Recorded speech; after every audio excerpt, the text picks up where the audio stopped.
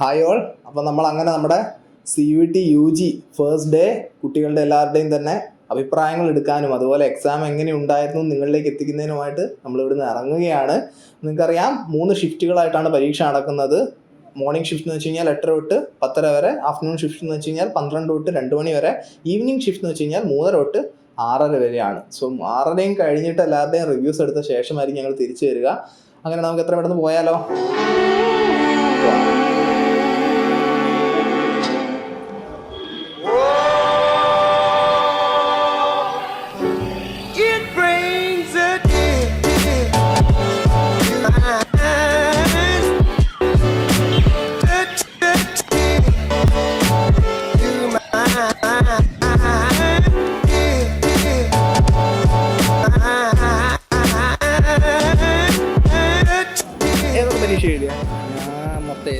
Generally English, physics, chemistry, maths എഴുതി. ഏതൊക്കെ paper എഴുതിയോ?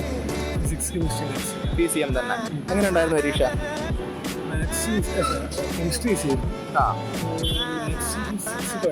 കുഴപ്പമില്ല. അപ്പോൾ ജനറൽ ഇംഗ്ലീഷും വലിയ കുഴപ്പമൊന്നുമില്ല, അത്യാവശ്യം സമയം ഉണ്ടായിരുന്നു ജനറൽ ടെസ്റ്റിന്? സമയം ഉണ്ടായിരുന്നു. കൂടുതൽ ചോദ്യങ്ങൾ ഏത് ഏരിയ ആണ് വന്നതെന്ന് എന്തെങ്കിലും അനലൈസ് ചെയ്യാൻ പറ്റുമോ? ജനറൽ എന്ന് വെച്ചാൽ ഏകദേശം എല്ലാം മിക്സഡാണ്, ഏകദേശം ഈക്വലായി റേറ്റ് ആയ. പിന്നെ അധികം കറണ്ട് അഫയേഴ്സ് ഉണ്ട്. എങ്ങനെ ഉണ്ടായിരുന്നു പരീക്ഷ? കുഴപ്പമില്ല. ഒരു 1 to 10 എത്ര റേറ്റ് ചെയ്യും ടഫ്നെസ് വെച്ചിട്ട്? ഒരു 7-8. അപ്പോൾ എല്ലാ ക്വസ്റ്റ്യൻസും ആൻസർ ചെയ്തോ? മാക്സിമം പറ്റുന്നെല്ലാം ചെയ്തിട്ടുണ്ട്. അപ്പോൾ എക്സാമിൻ്റെ ലെവൽ ഒരു മോഡറേറ്റ് ആണെന്നാണ് പറയുന്നത്. പിന്നെ PCM എങ്ങനെ ഉണ്ടായിരുന്നു? PCM കെമിസ്ട്രി കുറച്ച് ടെക്സ്റ്റിൻ്റെ അകത്ത് തന്നെ ഉള്ളതിനും മോസ്റ്റ്ലി കുറച്ച് ഇതായിട്ട് പോകണം. ഫിസിക്സിലൊക്കെ ആപ്ലിക്കേഷൻ ലെവൽ ക്വസ്റ്റ്യൻസ് വരുന്നുണ്ടോ? വലിയ ആപ്ലിക്കേഷൻ ഒന്നുമില്ല, നമ്മൾ സാധാരണ നോർമലായിട്ട് ചെയ്ത് പഠിക്കുന്നത് തന്നെ. മാത്സ് കുറച്ച് ക്വസ്റ്റ്യൻസ് കുറച്ച് അടുപ്പതിന് ബാക്കിയെല്ലാം എളുപ്പമായിരുന്നു. മാത്സ്. അപ്പം പ്രിപ്പറേഷൻ എങ്ങനെയെങ്കിലും ഉണ്ടായിരുന്നോ പ്രത്യേകം ഇതിനായിട്ട് CUET-ക്ക് ആയിട്ട്?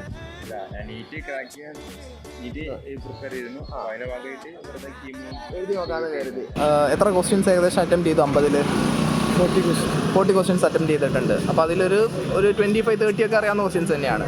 25 അറിയായിരുന്നു. ബാക്കിയുള്ളത് കുറച്ച് ഗസ്സൊക്കെ ചെയ്തോ? ഏതൊക്കെ യൂണിവേഴ്സിറ്റിയാണ് നോക്കുന്നത്?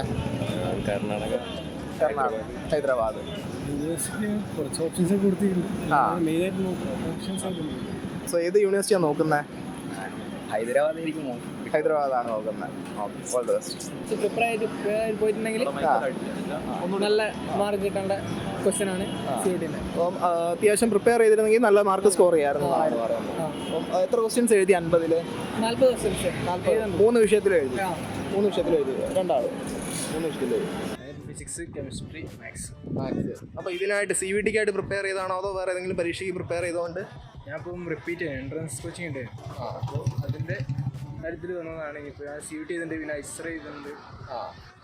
അപ്പം CUET-ൽ ഏതെങ്കിലും സെൻട്രൽ യൂണിവേഴ്സിറ്റി പ്രത്യേകമായിട്ട് നോക്കുന്നുണ്ടോ? എനിക്ക് ഹൈദരാബാദ് താല്പര്യമുണ്ട്, പിന്നെ പോണ്ടിച്ചേരി നോക്കുന്നുണ്ട്. അപ്പോൾ സെൻട്രൽ യൂണിവേഴ്സിറ്റികൾ ഏതെങ്കിലും നോക്കുന്നുണ്ടോ കാര്യമായിട്ട്? ഇല്ല. ജസ്റ്റ് വെറുതെ പ്ലസ് ടു കഴിഞ്ഞ ശേഷം ഓരോ ചാൻസ് നോക്കുമല്ലോ, നോക്കുകയാണ്.